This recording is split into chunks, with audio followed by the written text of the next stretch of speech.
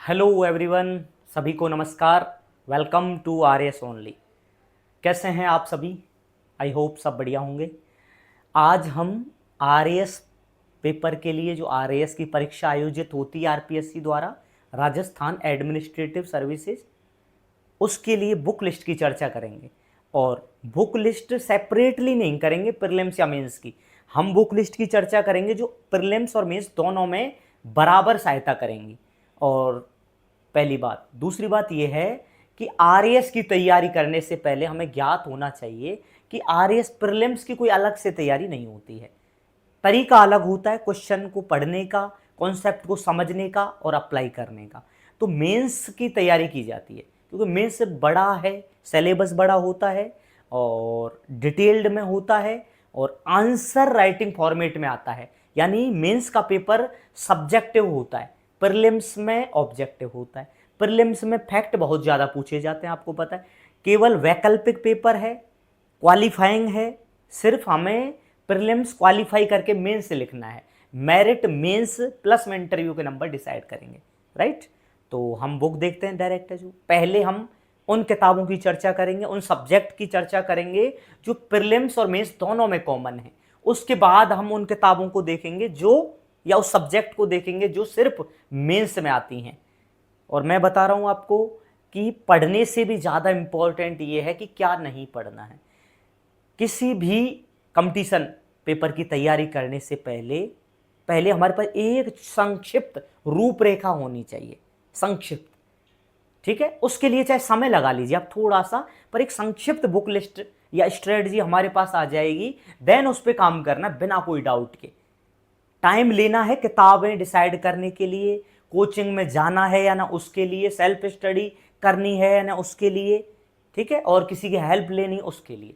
लेकिन जब हम प्रक्रिया में उतर जाएं, प्रोसेस में आ जाएं कि अब हमारे पास बुक लिस्ट फाइनल है, हमारे पास स्ट्रेटजी है, देन हमें तैयारी करनी है। फिर हमें पीछे मुड़ के नहीं देखना है, कंटिन्यूटी बनाए रखनी है हमें। सफलता आज नहीं तो कल अवश्य मिलेगी यदि हमने पूरा मन लगा दिया पढ़ने में।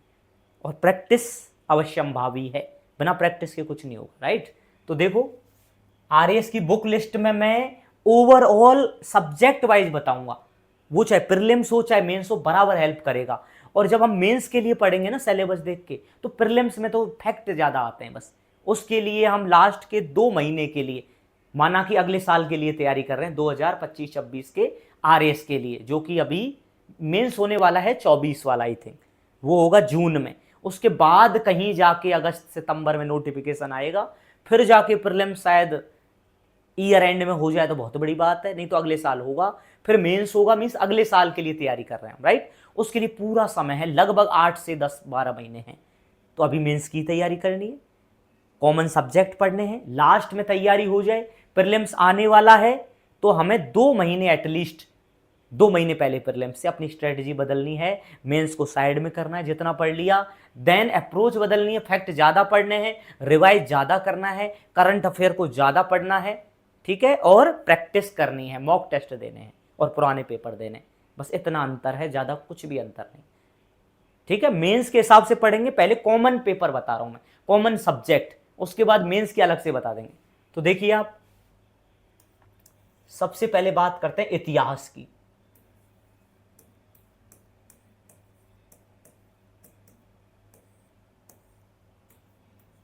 इतिहास के हम 3 भाग बनाएंगे। ए भारत, ठीक है, बी राजस्थान, और सी होता है विश्व का इतिहास, जो कि केवल मेंस का पार्ट है। तो मैं तो कंप्लीट बता रहा हूं, प्रीलिम्स और मेंस दोनों में हेल्प करने वाली किताब, ठीक है। तो देखो आप, भारत में क्या क्या आएगा। भारत में वही 3 पार्ट हैं, कौन कौन से? प्राचीन इतिहास, मध्य, एंड व्हाट नेक्स्ट, आधुनिक।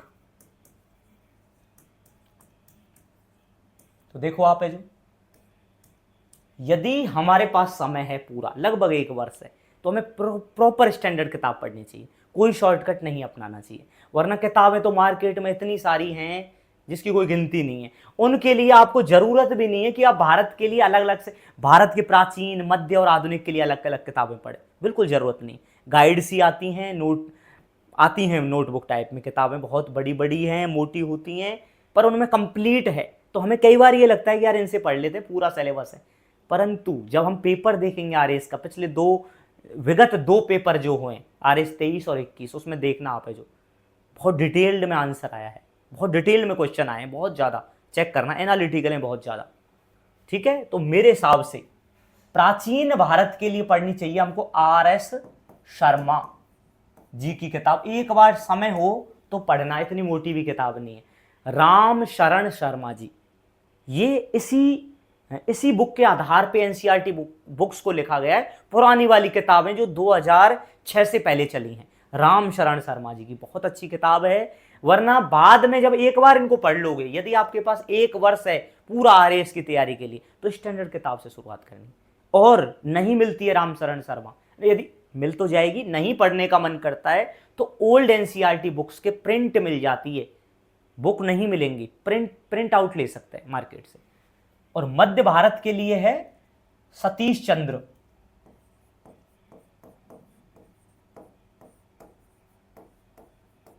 और आधुनिक के लिए कौन सा है, दो किताबें हैं।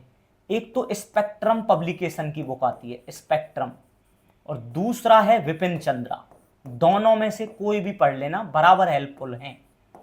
विपिन चंद्रा की जनरली मेंस में आंसर राइटिंग में हेल्प करती है, स्पेक्ट्रम दोनों हेल्प करेगी, फैक्ट भी बहुत ज्यादा हैं और क्या है, एनालिटिकल भी है, दोनों तरीके से स्पेक्ट्रम हेल्प करेगी आपकी। ये कंप्लीट हिस्ट्री इसमें कवर होगी, प्रीलिम्स हो आरएस का चाहे मेंस हो, खत्म। ठीक है, अब देखो राजस्थान। ठीक है, तो राजस्थान अध्ययन की किताब आती है। राजस्थान अध्ययन नाम से किताबें चलती थी पहले 9 से 12, 9वीं 10वीं 11वीं 12वीं में राजस्थान अध्ययन 4 वॉल्यूम आते थे, उनमें एक हिस्ट्री का पोर्शन है, वो किताब आप देख सकते हैं। बराबर पॉलिटी में, बराबर इकोनॉमी, राजस्थान की हिस्ट्री, ज्योग्राफी, पॉलिटी सभी में हेल्प करेंगी राजस्थान अध्ययन की चारों किताबें। और इसके अलावा क्या है, और इसके अलावा राजस्थान बोर्ड की लेटेस्ट बुक आई हुई है, बहुत अच्छी किताबें हैं 9th 10th की, देख लेना आप। आरबीएसई की, RBSE Rajasthan board of secondary education,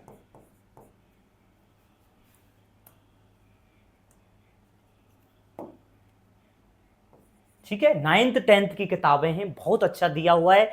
और एक प्रकार से ये क्या नोट्स हैं राजस्थान के आधुनिक इतिहास के, या मध्य की बात करें या प्राचीन के, बहुत अच्छे नोट्स के क्रम में मिलेंगी, पतली पतली सी किताबें, बहुत शानदार हैं, पढ़ना आप। फिर भी कमी रहेगी तो आप है जो कोई नोट्स ले सकते हैं, पर मोर देन एनफ है। ठीक है, और विश्व का इतिहास,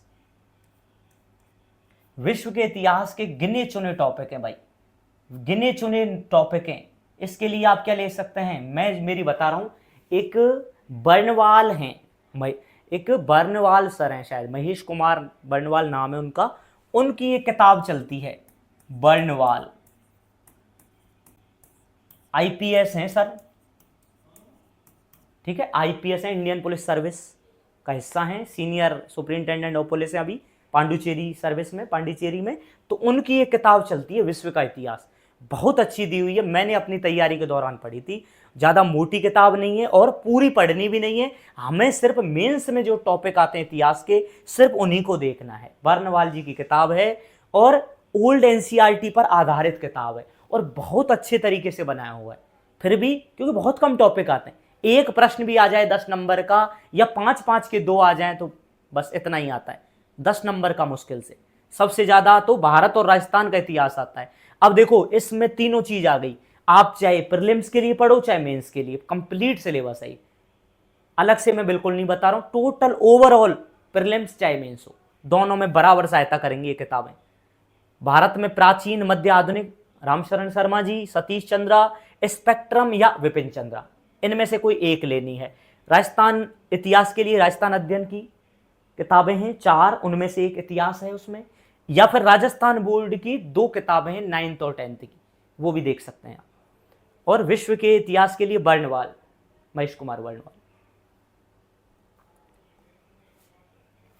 सब्जेक्ट आती है सेकंड, सेकंड है भूगोल।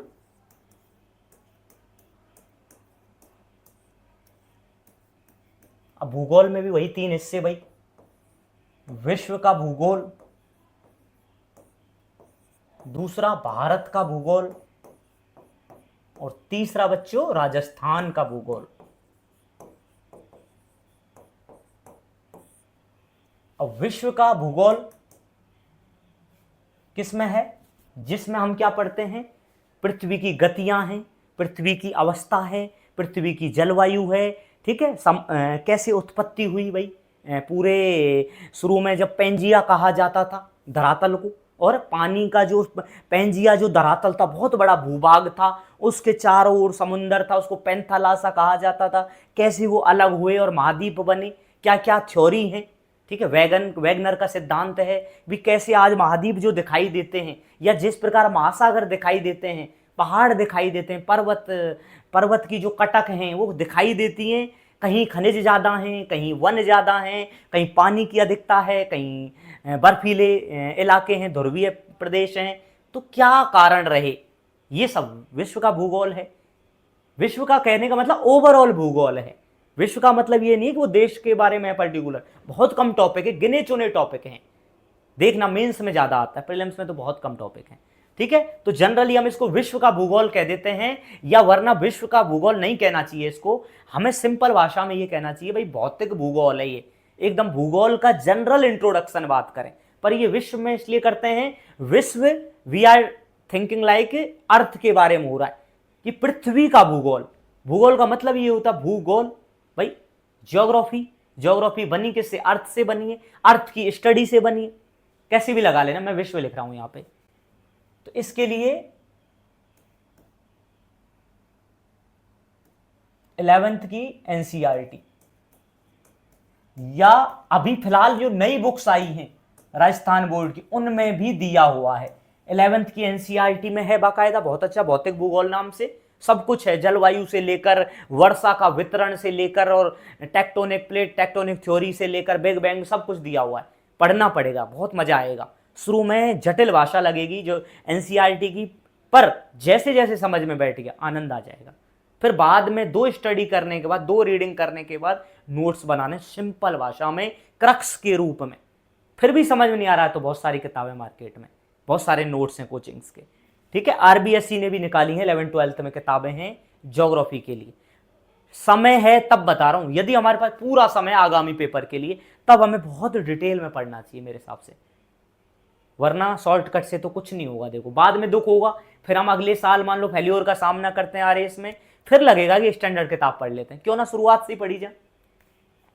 फिर आता है भारत, तो भारत के लिए भी 11th-12th की एनसीईआरटी पढ़ सकते हो आप, वरना मैं दोबारा और रिकमेंड करूंगा, यदि इनको नहीं पढ़ने का समय है तो दोनों के लिए, विश्व और भारत दोनों के लिए, महेश कुमार बर्णवाल जी की किताब आती है, जो विश्व का इतिहास में आती है ना, वही राइटर हैं ये, इन्होंने ही ज्योग्राफी के बारे में लिखा है, महेश कुमार बर्णवाल। इस बुक में कंप्लीट भारत और विश्व के भूगोल के प्रीलिम्स और मेंस दोनों के टॉपिक इंक्लूड हैं इस किताब में। विश्व और भारत दोनों का है इस किताब में, वरना अलग अलग से पढ़ना है तो 11th-12th की एनसीईआरटी ले लो, उन दोनों में भारत का भूगोल भी है और विश्व का भूगोल दोनों का आ जाता है। यदि नहीं पढ़ने का मन है कि क्लिष्ट भाषा है एनसीईआरटी की, तो Mahesh Kumar Barnwal you can refer, कहीं पर कोई किताब नहीं देखनी आपको, मोर देन एनफ है। उसमें गिने चुने टॉपिक है, किताब मोटी है पर पूरी नहीं पढ़नी, 40% पढ़नी पूरी किताब में, टॉपिक कंप्लीट, राइट। अब आता है राजस्थान का भूगोल। हिंदी ग्रंथ अकादमी की किताब आती है एक, राजस्थान हिंदी ग्रंथ अकादमी की किताबें आती हैं, ठीक है। अथवा राजस्थान बोर्ड की जो किताबें हैं 11th-12th की, उनमें भी ज्योग्राफी की किताब ले लेना, बहुत शानदार दिया हुआ है इनमें भी, क्योंकि ये भी एनसीईआरटी आधारित हैं। इनमें आपको राजस्थान का विशेष संदर्भ मिल जाएगा। और मेरी बात, कोई भी किताब पढ़ लो चाहे आप, लेकिन राजस्थान बोर्ड की 9वीं से लेकर 12वीं तक की लेटेस्ट जो किताबें आई है ना, वो नए पैटर्न पर हैं, उनसे अक्षरश है, कुछ टॉपिक एक्स्ट्रा हो सकते हैं पर ज़्यादा से ज़्यादा टॉपिक राजस्थान बोर्ड की किताब में सीधे दे रखें। अब ये कोचिंग में जो देखते हैं कई जगह कोचिंग किताबें, कोचिंगों ने किताबों से भरमार पूरा मार्केट अटा पड़ा है किताबों से, कोचिंगों की किताबें वो ज़्यादातर यहीं से कॉपी करी। अब चेक कर लेना समय हो तो, बस उन्होंने मेहनत करी है कोचिंग वालों ने, उन्होंने छांटा है उनमें से, नोट्सों को बुलेट में बनाया है, थोड़े हेडिंग दी है, तब लग रहा है वाह क्या मजा मस्त बनाई किताब। नहीं, इनमें से ही लिया है। क्यों लेंगे तो स्टैंडर्ड से ही, समझ रहे हैं, स्टैंडर्ड किताब से ही तो लेने वाले हैं सोर्स, वरना कहां से लेंगे आप बताओ। ठीक है, तो ये हो गया पूरा ज्योग्राफी का। कहीं पढ़ो, चाहे प्रीलिम्स पढ़ो चाहे मेंस पढ़ो आप। ठीक है, सब्जेक्ट में याद करता रहूंगा। एक इतिहास हो गया, भूगोल हो गया। अब आते हैं पॉलिटी पर। पहले हम कोर सब्जेक्ट पढ़ रहे हैं जो प्रीलिम्स और मेंस दोनों में आती हैं। अब आता है राजनीतिक व्यवस्था, या पॉलिटी कहें सिंपल भाषा में, राजनीतिक व्यवस्था।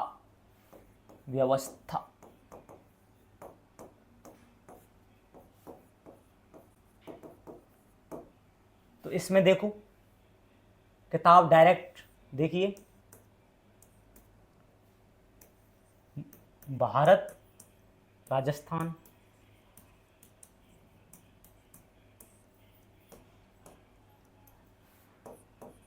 None other than M Laxmikanth. Standard किताब है, एक बार पढ़ ली तो कॉन्सेप्ट सारे क्लियर हो जाएंगे, और जरूर पढ़नी चाहिए एक बार ये किताब। ठीक है, इसके अलावा 11th 12th की एनसीईआरटी, 11th की एक किताब है एनसीईआरटी में, भारत का संविधान, या संविधान नाम से मोटी सी किताब है एनसीईआरटी की। इतनी शानदार है ना, लक्ष्मीकांत से पहले पढ़नी चाहिए। वो एक रूपरेखा बन जाएगी हमें कि हमारी भारतीय राजनीतिक व्यवस्था किस सिद्धांत पे काम करती, कौन कौन सी विशेष उपबंध हमको दिए हुए हैं, क्या क्या अधिकार है हमारे पास, क्या हमारे कर्तव्य हैं, नीति निर्देशक तत्वों की आवश्यकता क्यों पड़ी, बहुत चीजें हैं। तो एक बार हमें एनसीईआरटी जरूर पढ़नी चाहिए, फिर उसके बाद हम लक्ष्मीकांत पढ़ें, कहीं कोई डाउट नहीं रहेगा। और जिसकी पॉलिटी और ज्योग्राफी क्लियर है ना, वो कोई भी कंपटीशन देगा, हर जगह सेलेक्ट होगा। देख लेना आप, ज्यादातर ये दो ही सब्जेक्ट आती हैं, हिस्ट्री भी आती है पर हिस्ट्री रट्टाफिकेशन है, कहीं से कर लो। पॉलिटी में और ज्योग्राफी में थोड़ा इंटरेस्ट आता है हमको। ठीक है, देखना आप, ये कंप्लीट हो चुकी है Laxmikant and 11th 12th NCERT, Bharat का पॉलिटिकल सिस्टम। फिर है राजस्थान। तो राजस्थान में क्या करना है हमको भाई, राजस्थान में पहले मैंने बताया था, राजस्थान जो अध्ययन के वॉल्यूम थे वो कॉमन है, वो पढ़ने, बिल्कुल पढ़ने सब। फिर हिंदी ग्रंथ अकादमी की किताबें आती हैं, वो पढ़ सकते हो आप। एज इट इज सिलेबस यहां से कॉपी है आरएएस में, कुछ ज्यादा हो सकता है परंतु यहां भी है। हिंदी ग्रंथ अकादमी बहुत अच्छे से बताया हुआ है, हिंदी ग्रंथ अकादमी और राजस्थान अध्ययन। फिर भी यदि लगता है कहीं पे कि ज्योग्राफी में कमी है राजस्थान में, तो बहुत सारी बुक है, लक्ष्य की बुक है, एक पैनोरामा आती है, बहुत मोटी किताब है, तो दोनों में से आप देख सकते हो, वहाँ भी बहुत अच्छा दिया हुआ है। ठीक है, पर मैं रिकमेंड नहीं करूँगा जनरली, मेरा मन ये कहता है, या मेरी जो प्रक्रिया रही पढ़ने की सेल्फ स्टडी से, तो मुझे लगा कि स्टैंडर्ड किताब जरूर पढ़नी चाहिए हम, फिर हमें अपने आप पता लगेगा। क्योंकि मैं अभी नहीं बता पाऊंगा आपको, क्योंकि अभी आप प्रोसेस में शुरुआत करने वाले हैं। तो जब आप खुद पढ़ेंगे स्टैंडर्ड किताबों को अपने आप पता लगेगा कि यार फला टॉपिक यहाँ से नहीं होगा कभी भी, पूरा अपने आप पता लग जाएगा। जैसे हिंदी ग्रंथ अकादमी किताबें बढ़िया बताते हैं सब इनको, और 70-80% ठीक भी है, परंतु जो 20% रह जाता है ना कमी, वो नजर आ जाएगी आपको खुद को कि यार यहाँ से नहीं होगा। फिर वो आपको सेल्फ नोट्स बनाने पड़ेंगे, किसी कोचिंग के नोट्स लेंगे, इंटरनेट की सहायता बहुत जरूरी है। डायनामिक टॉपिक हैं, जैसे हमारे आयोग होते हैं बहुत सारे, आरपीएससी है जैसे राजस्थान में बात करें, राज्य मानवाधिकार आयोग है, राज्य निर्वाचन आयोग है, ऐसी भारत के लेवल पे राष्ट्रीय मानवाधिकार आयोग, SC/ST आयोग, ओबीसी आयोग, या अन्य बहुत सारे आयोग हैं। वहां आपको पता लगेगा कि ये किताबें अपडेटेड नहीं है, अध्यक्ष बदल गए, सदस्य बदल गए, या उनका कार्यकाल बदल गया, शर्तें बदल गई, तो उनके लिए क्या करोगे आप, निर्भर नहीं रह सकते किताबों पे जो अपडेट ही नहीं होती टाइम टू टाइम, तो उनके लिए इंटरनेट की सहायता लेनी पड़ेगी। उस पर्टिकुलर जो कमीशन है, आयोग है, उसकी वेबसाइट पे जाना होगा, और वहां अबाउट आता है के बारे में, हमारे बारे में ऐसे आता है ना, या संरचना दी होती है कोई भी साइट पे, आरपीएससी में चले जाना, मेंबर के प्रॉपर नाम दिए हुए हैं, इतने मेंबर होते हैं आरपीएससी में, ये इनके पदानुक्रम हैं, आदि आदि। तो वहां से नोट्स बनाओ, कुछ अलग करेंगे तब नंबर आएंगे, अपडेटेड रहना पड़ेगा। ठीक है, तो ये मैं बेसिक बता रहा हूं, बिल्कुल जो 80% तक हेल्प करेगा, और जो 20% है वो खुद मेहनत मांगेगा। हम ये चाहें कि हमें कोई एकदम सटीक ये बता दे भाई ये पढ़ लो हो गया सिलेक्शन, कतई नहीं होगा। इस लक्ष्मीकांत को सारे यूपीएससी तैयारी करने वाले पढ़ते हैं, पर सिलेक्शन तो गिने चुने 800-700 जो भी हैं उनका ही होता, सबका नहीं होता, लाखों लोगों में से। किताब में नहीं है कुछ, पढ़ने वाले के तरीके में है कि वो कैसे खुद को अलग रखता है लोगों से, कैसे खुद कुछ नई अप्रोच लाता है। समझ में आएगा, जब हम धीरे धीरे पढ़ेंगे सबको समझ में आएगा। 3 सब्जेक्ट हो गई ना, हिस्ट्री, ज्योग्राफी एंड पॉलिटी। अब आती अर्थव्यवस्था, इकोनॉमी।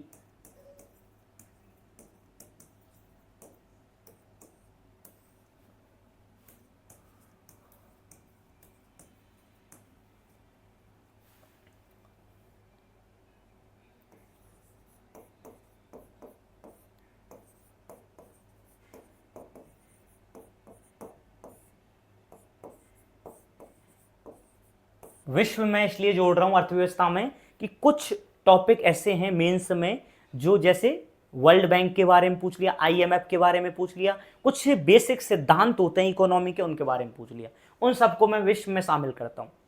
ठीक है, कंफ्यूज नहीं होना है। और ये मेंस में ही आता है, विश्व का पार्ट इतिहास अर्थव्यवस्था का सिर्फ मेंस में आता है, प्रीलिम्स में नहीं आएगा इतना। करंट के रूप में आ सकता है, वर्ल्ड लेवल का जो आता है करंट के रूप में आएगा, इकोनॉमी का होगा, कोई ना कोई पॉलिसी होगी या कोई इनिशिएटिव होगा वर्ल्ड लेवल पे, आईएमएफ का, वर्ल्ड बैंक का, जिसमें भारत जुड़ा हुआ है।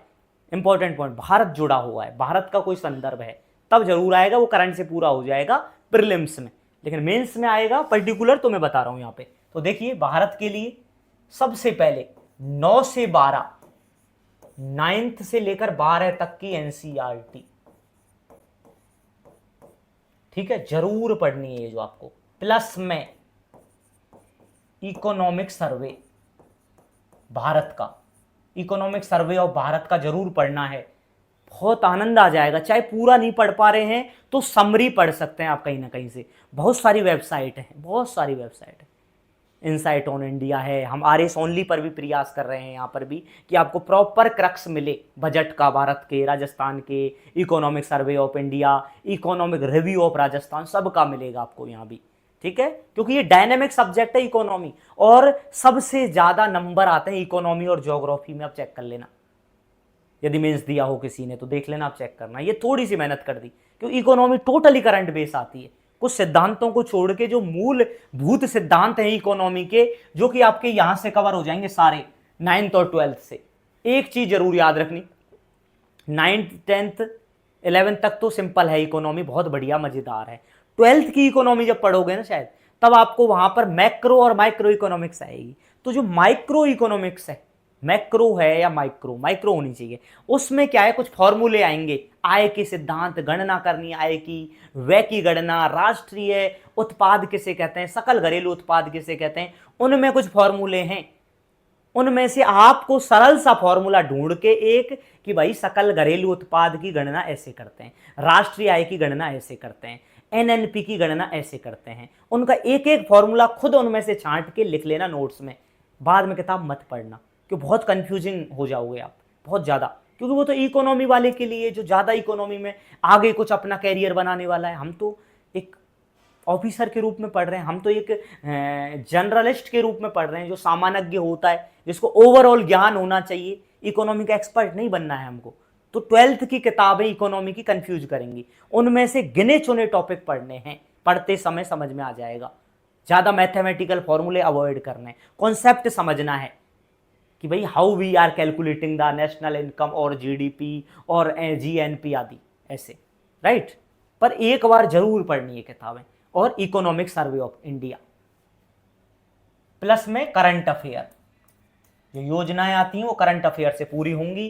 प्लस राजस्थान में क्या पढ़ोगे आप, है जो राजस्थान में योजनाएं, स्कीम्स वगैरह पढ़ेंगे, इसके लिए इकोनॉमिक रिव्यू पढ़ना है, ठीक है, राजस्थान का। प्लस में क्या पढ़ना है आपको, बजट देखना है, क्योंकि मेंस में जो आ रहा है वो ओवरऑल आ रहा है, भारत, राजस्थान और इंडिया, वर्ल्ड मिला के आ रहा है इकोनॉमी। पता नहीं लगेगा कि भाई ये भारत का है या वो है, आपने पढ़ा होगा तभी पता लगेगा। ठीक है, इसलिए हमें ये टोटली करंट बेस आएगा, क्योंकि राजस्थान की अर्थव्यवस्था के जो बेसिक टॉपिक हैं वो सेम ही हैं भारत के अर्थव्यवस्था की तरह, क्योंकि अर्थव्यवस्था में जो राष्ट्रीय आय पूछ रहे हैं वो बदलेगी नहीं परिभाषा। यदि जीएनपी पूछ रहे हैं कतई नहीं बदलेगी इस प्रकार, तो बिल्कुल नहीं बदलेंगे, ये सेम रहने वाला है। सिर्फ योजनाएं बदलेंगी कि राजस्थान में महिलाओं के लिए, बच्चों के लिए, वृद्धों के लिए, सामाजिक सुरक्षा के लिए आदि आदि बहुत सारी योजनाएं चलती हैं। वर्ल्ड बाहर जो हमारी कई एंटिटी है, वर्ल्ड बैंक है, जीका है जो जापान की कंपनी है, या फिर हमारी बहुत सारी बैंक हैं, जैसे वर्ल्ड बैंक के अलावा बताइए कौन सी बैंक है, एक एडीबी है, एशियन डेवलपमेंट बैंक है, एक न्यू बैंक है, न्यू वर्ल्ड बैंक इस टाइप में है, ठीक है, उनकी योजना चल रही है राजस्थान में बहुत सारी, उनके बारे में पूछा जाता है। यानी टोटली कवर हो जाएगा इकोनॉमिक रिव्यू और बजट से। कभी आप पढ़ना इकोनॉमिक रिव्यू टाइम निकाल के, आपको सब समझ में आ जाएगा कि हमारी स्थिति क्या है, आर्थिक परिदृश्य क्या है हमारे राजस्थान का। और वो आता है, बहुत ज्यादा आता है मेंस में, सीधी योजनाएं आती हैं। बहुत कम टॉपिक हैं जो आप इकोनॉमी में छोड़कर आओगे यदि एक बार भी पढ़ा है ढंग से, बिलीव मी, देख लेना पेपर पुराने, और कॉन्सेप्ट एनसीईआरटी से कवर हो जाएंगे, चाहे राजस्थान के बारे में पूछे अर्थव्यवस्था में, चाहे भारत के बारे में। अब आता है विश्व का इतिहास। क्वेश्चन कई बार तो आते भी नहीं है विश्व के इतिहास से, सॉरी विश्व के अर्थव्यवस्था से, जैसे आईएमएफ का रोल क्या है, वर्ल्ड बैंक का क्या है, या अन्य कोई संस्था है इनकी, यूएन की कोई संस्था है जो इकोनॉमी में हेल्प करती है, उनके बारे में पूछा जाता है। या भारत के साथ कोई ऐसा कोई इनिशिएटिव लिया हो वर्ल्ड बैंक ने, या कोई वैश्विक लेवल की संस्था ने, उनके बारे में आ जाता है। तो इनके लिए आपको टोटली कहीं ना कहीं जिससे भी आप उचित समझें नोट्स ले सकते हैं कोचिंग के, विश्व के अर्थव्यवस्था के लिए नोट्स ले सकते हैं, या आरएस ओनली इस पर काम कर रहा है, आपको साइट पे सारी सूचना उपलब्ध हो जाएगी आरएस ओनली चैनल पर, क्योंकि कई बार ये टॉपिक आता भी नहीं है। अब 5वां टॉपिक लेते हैं हम, हिस्ट्री, हाँ, साइंस एंड टेक्नोलॉजी।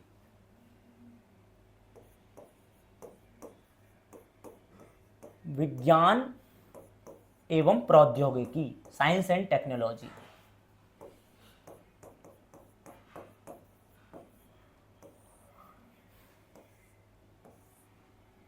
तो देखो इसमें 2 पार्ट हैं, ए जनरल साइंस, सामान्य विज्ञान, और दूसरा है बच्चों साइंस एंड टेक्नोलॉजी। तो जनरल साइंस के लिए क्या करना है हमको, जनरल साइंस में 3 चीज आती हैं, सबको पता है, फिजिक्स, केमिस्ट्री और बायोलॉजी, ठीक है। तो इन तीनों के लिए 8th 9th 10th की एनसीईआरटी काफी हैं, और जब इनको पढ़ ले तो आप 8th 9th 10th की एनसीईआरटी, उसके बाद 12th क्लास में बायोलॉजी में और केमिस्ट्री के गिने चुने 1-2 चैप्टर हैं, वो अभी नहीं बताऊंगा मैं, जब मैं खुद साइंस पढ़ाता हूं। तो आप विजिट करना कभी चैनल को, जब तैयारी शुरू हो जाती है, आरएस के बैचेस शुरू होते हैं यूट्यूब पर, तो आप देख लेना, वहाँ मैं बता दूंगा आपको बाकायदा। या उनके लिए ज़रूरत भी नहीं, आप 11th 12th की बहुत बड़ी बड़ी किताबें होती हैं मत पढ़ना, वो आप डायरेक्ट सर्च करोगे गूगल पर तो वो टॉपिक सर्च कर लेना, जैसे सिंथेटिक ड्रग्स होते हैं, ड्रग्स बनते हैं, या फिर कोई ऐसे बायोलॉजी में कोई टॉपिक हैं जो जैसे लाइक बायोटेक्नोलॉजी के टॉपिक हैं, जीव विज्ञान के हैं, जैसे कि जीन प्रौद्योगिकी के हैं, तो ऐसे सारे बहुत सारे टॉपिक है गिने चुने 4-5, वो 11th 12th की बुक में मिलेंगे एनसीईआरटी में, बायोलॉजी और केमिस्ट्री, फिजिक्स में नहीं है बिल्कुल भी, वो यहाँ से कंप्लीट हो जाएगा। तो 8th 9th 10th की किताबों से 90% सिलेबस पूरा हो जाएगा जनरल साइंस का। और साइंस एंड टेक्नोलॉजी के लिए आप क्या पढ़ोगे, करंट अफेयर मस्ट है, प्लस में किसी भी कोचिंग के नोट्स, प्लस में इंटरनेट, क्योंकि इसमें क्या है, साइंस एंड टेक्नोलॉजी में क्या है बच्चों, डायनेमिक पेपर आता है, जैसे आर्टिफिशियल इंटेलिजेंस है, रोबोटिक्स है, नैनो टेक्नोलॉजी है, बायोटेक्नोलॉजी है, स्पेस टेक्नोलॉजी है, डिफेंस है, बहुत सारे टॉपिक हैं, ये सारे करंट से होंगे। हाँ, कोई टॉपिक समझ में नहीं आ रहा, कॉन्सेप्ट नैनोटेक का कॉन्सेप्ट क्या है, उसके लिए आपको पर्टिकुलर खुद मेहनत करनी होगी यदि सफलता लेनी है। कोचिंग के किसी के नोट्स अच्छे लग रहे हैं तो आप ले सकते हैं, और इस बारे में हम भी बहुत मेहनत कराने वाले हैं। साइंस एंड टेक और साइंस के लिए मैं खुद एक टीचर हूँ इस सब्जेक्ट का पर्टिकुलरली, तो मैं खुद भी काफ़ी इसमें सोच रहा हूँ, मेहनत कराएंगे। बाकी के आपको मन लगे जहाँ से पढ़ सकते हैं, कोचिंग की कोई ज़रूरत नहीं है यदि आपका मन नहीं कहता है तो। यदि आपको इतना सेल्फ बिलीव है कि मैं खुद कर सकता हूँ तो नो नीड। परंतु यदि लगता है कि हाँ यार 20% भी हेल्प हो रही है और वो हेल्प मायने रखती है तो जरूर करना चाहिए कोचिंग। और नहीं है, यदि हमें लगता है कि हमारे पास एक अप्रोच है और कल मुझे कोई बुरा नहीं लगेगा कि हाँ मैं कोचिंग नहीं कर पाया, तो जरूर करें, बाद में रिग्रेट नहीं करना है ना। और सेल्फ स्टडी से होता है सिलेक्शन। बहुत सारे टॉपर हैं जो सेल्फ स्टडी से निकले, परंतु वो बिल्कुल फोकस होते हैं, इधर उधर बिल्कुल नहीं हो पाते हैं। तो कोचिंग कई बार ये हेल्प कर देती है कि एक दिशा दिखा देती है, एक प्लेटफॉर्म दे देती है। पर दुनिया की, बिलीव मी, कोई भी सर्वश्रेष्ठ यदि अध्यापक होगा ना, वो भी 20 से 30% हेल्प करेगा आपकी। 70 आपकी मेहनत है, चाहे कोई कितना भी दावा करे, ध्यान रखना इस बात का। चाहे मैं ही करूं, खुद मैं एक बीइंग RAS ऑफिसर, बीइंग अधिकारी, फिर भी मैं आपसे कह रहा हूं 20-30% ज़्यादा कोई हेल्प नहीं कर पाएगा। ठीक है भाई, आगे चलें। ये हो गया विज्ञान और साइंस एंड टेक का, दोनों का हो गया। अब क्या बचा? हिस्ट्री। पहले पेपर में मेंस में जाते हैं तो 3 छोटे छोटे सब्जेक्ट है, उनको देख लेते हैं। प्रबंधन, ठीक है, दूसरा है प्रबंधन हो गया, और समाज शास्त्र। उसके बाद आ गया अकाउंटिंग, लेखा एवं लेखा परीक्षा, accounting and auditing. Management, sociology, accounting and auditing. 11th 12th NCERT topic छांटने पड़ेंगे, बाकायदा सेम टॉपिक दिए हुए सभी। प्लस में आप नोट्स ले सकते हैं यदि मन नहीं करे, क्योंकि मात्र 20 नंबर का आता है मेंस में। नहीं है तो आप नोट्स किसी भी कोचिंग के जहां आपको अच्छा लगे ले लेना। समाजशास्त्र सेम 11th 12th के NCERT हैं। मेहनत करनी पड़ेगी, बिल्कुल बना बनाया मैटर कहीं नहीं मिलेगा आपको, कहीं ना कहीं कमी अवश्य मिलेगी। पर ये जो किताबें हैं बेसिक ज्ञान देंगी, हमारे कॉन्सेप्ट को मजबूत बनाएंगी, कॉन्फिडेंस को बढ़ाएंगी यार। क्योंकि स्टैंडर्ड किताब या टेक्स्ट बुक का जो रोल होता है ना, वो कभी कोई गाइड का या अन्य कोई नोट्स का नहीं हो सकता है, मेरा मानना है ये। प्लस में नोट्स आप ले सकते हैं रिवीजन के लिए, कहीं से भी नोट्स ले लेना आप है जो। ये भी 20 नंबर का आता है और ये भी 20 नंबर का। तो लेखा और लेखा परीक्षा का ज़्यादा मिलता नहीं है, तो इंटरनेट की सहायता से नोट्स बना सकते हैं टॉपिक के।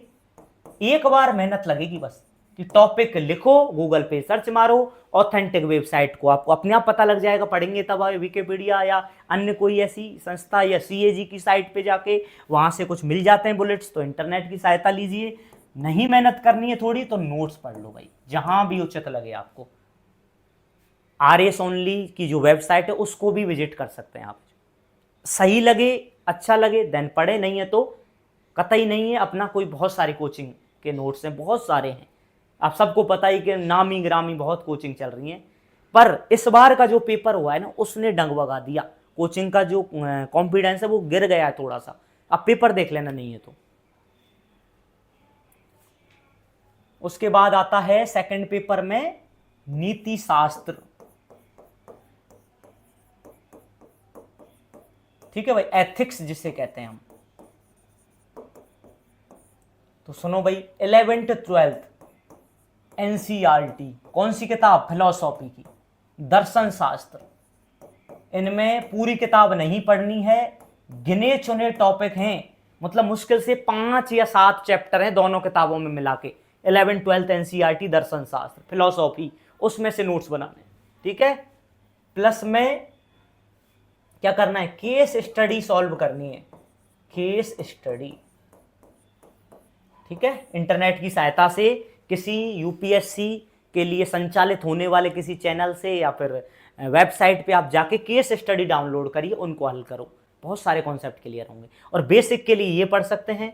प्लस में एक किताब भी आती है, यदि बहुत मोटी है पढ़नी हो तो सुब्बा राव सर की एक किताब भी आती है, मोटी किताब है, पूरी नहीं पढ़नी है, पर गिने चुने जो टॉपिक आपके सिलेबस में वो यहां से पढ़ सकते हैं। एथिक्स इज कंप्लीट, इतना सा है। 65 नंबर की आती है।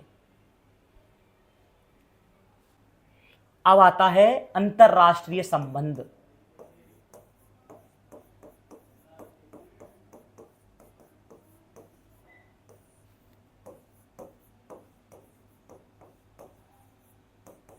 IR, international relation. 11th 12th की NCERT की किताबें हैं पॉलिटी की, किसकी, राजनीतिक व्यवस्था की। उनमें से किसी एक किताब में, मेरे हिसाब से प्रोबेबली 12th की किताब है, उसमें बहुत अच्छे नोट्स दिए हुए हैं, तो बहुत अच्छा दिया हुआ है कोल्ड वॉर के बारे में, शीत युद्ध के बाद की व्यवस्था, उस शीत युद्ध के दौरान क्या हुआ, बाद में जो न्यू वर्ल्ड ऑर्डर बना, नई विश्व व्यवस्था बनी, उसका क्या रोल रहा। तो ये सब मिल जाएगा बेसिक पॉलिटी में से। और जब आप 11 12th की पॉलिटी पढ़ोगे, संविधान के लिए भी, पॉलिटिकल व्यवस्था के लिए, वहीं से ये वर्ल्ड अंतरराष्ट्रीय संबंधों के टॉपिक क्लियर हो जाएंगे आपके। प्लस में करंट अफेयर पढ़ने आपको टोटली। करंट अफेयर में कैसे पढ़ने, भारत अमेरिका का संबंध, भारत रूस का संबंध, भारत चीन का संबंध, भारत का यूरोप के साथ संबंध, भारत का पड़ोसियों के साथ संबंध, सार्क, बिम्सटेक, बहुत सारे हैं, ठीक है। इन सब, आसियान है, उन सब के बारे में करंट अफेयर को ही पढ़ना है।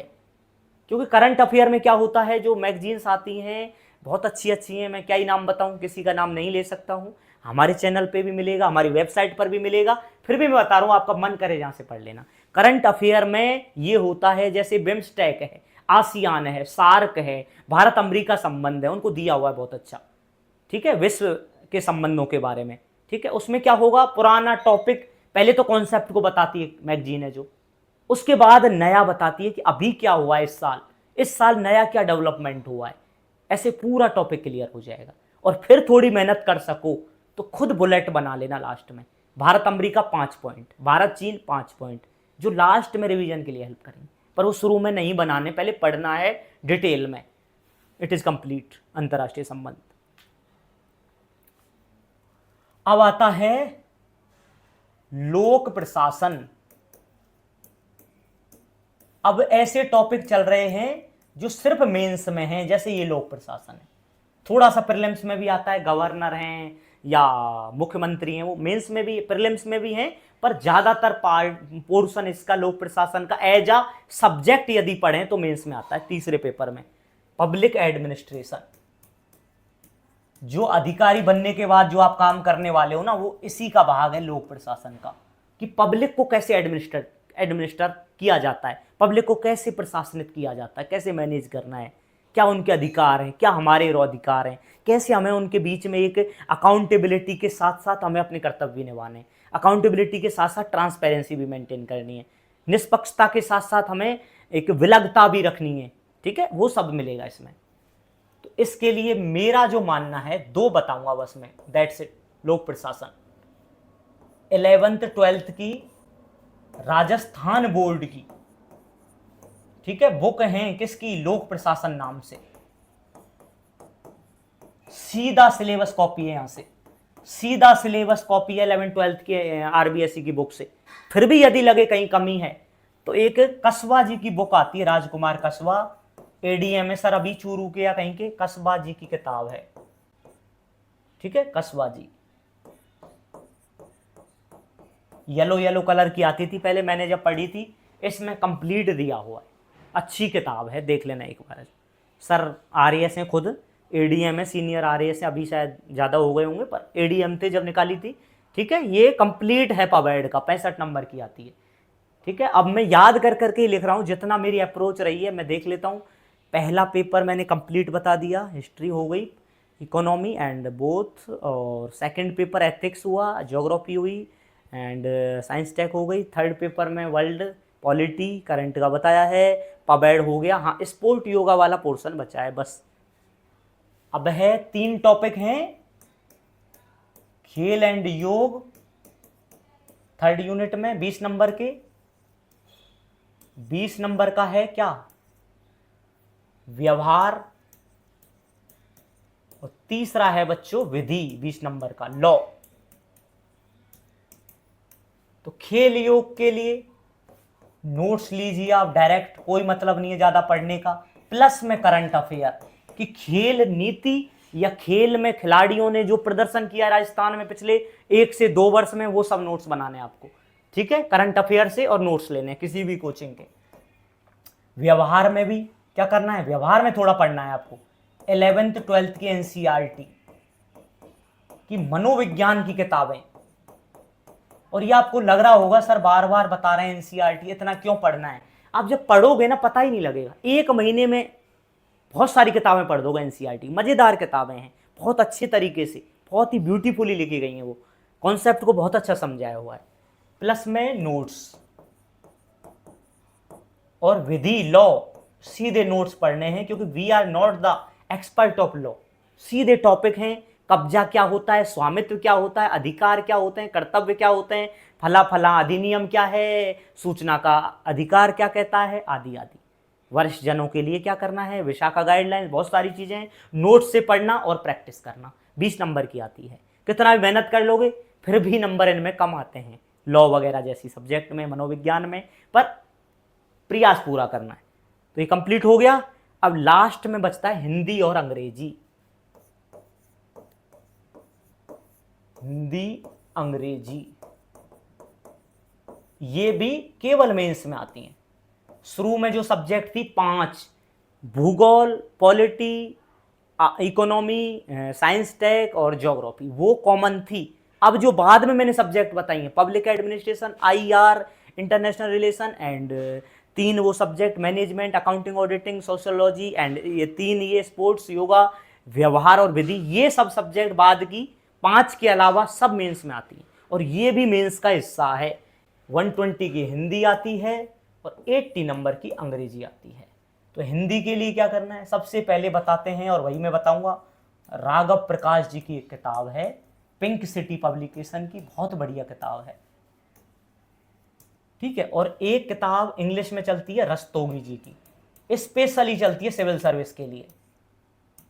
ये दोनों किताबें बहुत बहुत ज़्यादा आपकी हेल्प करेंगी हिंदी अंग्रेजी में। ठीक है, इसके अलावा क्या करना है, पुराने पेपर हल करने हैं। इसके अलावा क्या करना है, पेपर लिखने हैं ज़्यादा से ज़्यादा। जो कॉम्प्रीहेंशन पार्ट है, जो कंपोजिशन पार्ट है लिखने का, जैसे ऐसे लिखना है, लेटर लिखने हैं, कुछ फॉर्मेट फिक्स हैं। ठीक, अर्धशासकीय पत्र हैं, स्मारक है, आदि आदि। ठीक है, और इनके बारे में आप प्रैक्टिस करोगे तब होगा। सब कुछ दिया हुआ है इन किताबों में, पर पुराने पेपर लीजिए, मॉक लगाइए और अभ्यास करो बार बार। क्योंकि कई चीज़ों में क्या है, थोड़ा सा अंदर, अधिसूचना में थोड़ा अंतर है, रिमाइंडर में थोड़ा अंतर है, अर्धशासकीय पत्र, शासकीय पत्र, मतलब फॉर्मेटिंग जो है, जो कंपोजिशन राइटिंग है, वो आपको प्रैक्टिस से आएगी, कोई थ्योरी पढ़ने से नहीं आएगी। आप 1-2 बार थ्योरी पढ़ो, फिर अप्लाई करो, लिख लिख के। हाँ यार, इसमें यहाँ डेट पहले आती है, इसमें सैल्यूटेशन आता है, इसमें विषय आता है, इसमें परिपत्र सूचना आती है, इसमें निविदा ऐसे लिखी जाती है, वो रटने पड़ेंगे। और उनमें आपने मेहनत कर दी तो यहाँ नंबर आएंगे कम से कम 120 प्लस 4th पेपर में, और ये रैंक डिसाइडर है। और 100% आ जाएंगे, कोई बड़ी बात नहीं है। 140-48 नंबर लाए लोग 4th पेपर में, सोच के देखिए आप। जो इंग्लिश बहुत सरल है, यहाँ से पढ़ सकते हो पूरा, प्लस में पुराने पेपर कंप्लीट हो गया। ठीक है, इसके अलावा 9th से लेकर 12th तक के लिए कंप्लीट एक ही किताब है व्याकरण की, वो पढ़ना राजस्थान के लिए चलती है। 9 से 12 एक ही किताब है व्याकरण, हिंदी व्याकरण की, वो किताब भी आप पढ़ सकते हैं। ठीक है, अब क्या बचा, अब बचा प्रीलिम्स के लिए मैथ रीजनिंग। प्रीलिम्स के लिए मैथ्स बहुत कम पोर्शन है, और रीजनिंग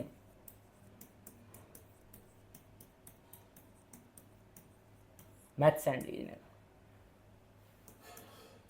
जिस व्यक्ति के बिल्कुल ही टॉपिक मतलब है ही नहीं क्लियर मैथमेटिक्स में, उसके लिए मैं कहूंगा फिर एनसीईआरटी पढ़ना आप।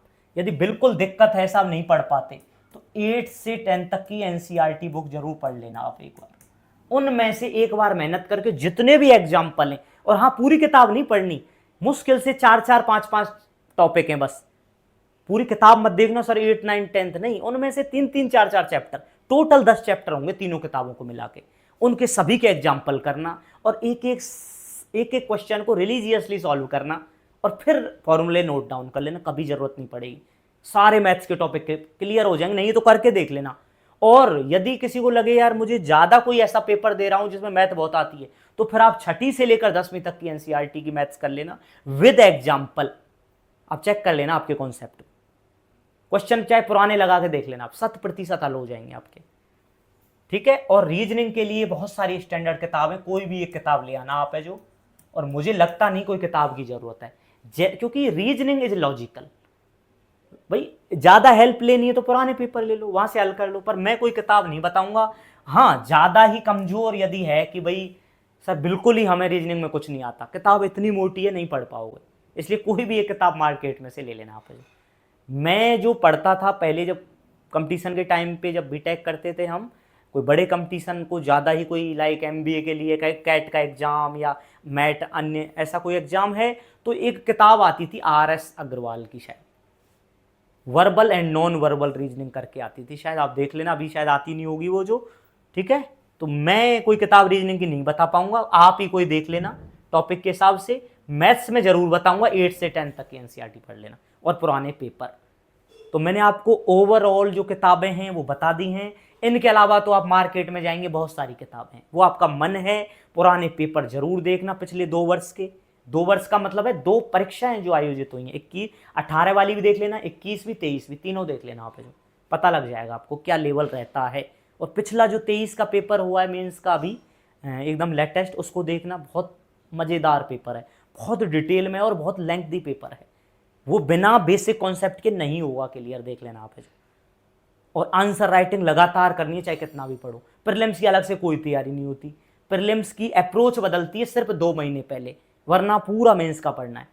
प्रीलिम्स से 2 महीने पहले हमें तरीका बदलना है, प्रैक्टिस करना शुरू कर देना है, करंट पे ज़्यादा ध्यान देना है, इकोनॉमिक सर्वे बजट के बुलेट्स बनाने और उनको दोहराना है, और मैथ रीजनिंग की प्रैक्टिस करनी है। प्रीलिम्स क्वालिफाई हो जाएगा, नेगेटिव से बचना है।